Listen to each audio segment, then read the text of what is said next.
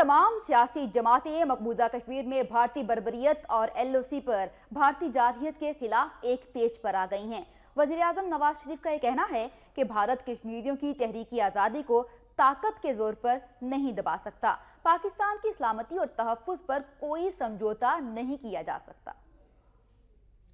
कश्मीरियों पर भारतीय मजालिम और LOC पर भारतीय जारहियत के खिलाफ तमाम सियासी जमातें मुत्तहिद हो गईं। वज़ीर-ए-आज़म की ज़ेर सदारत पार्लिमानी रहनुमाओं के इजलास में नवाज शरीफ ने कहा, ये बात खुशाइंद है कि मकबूजा कश्मीर के मामले पर पूरी कौम मुत्तहिद है। पार्लिमानी रहनुमाओं के इजलास से दुनिया भर में वाज़ेह पैगाम जाएगा।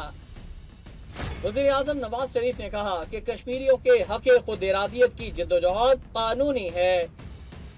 पाकिस्तान ने मसला कश्मीर को दोबारा जिंदा कर दिया है। कश्मीरियों की जिद्दोजहद हर आलमी फोरम पर उजागर करने की भरपूर कोशिश करेंगे। उन्होंने कहा कि हुर्रियत रहनुमा बुरहान वानी की शहादत के बाद मसला कश्मीर फ्लैश पॉइंट बन गया।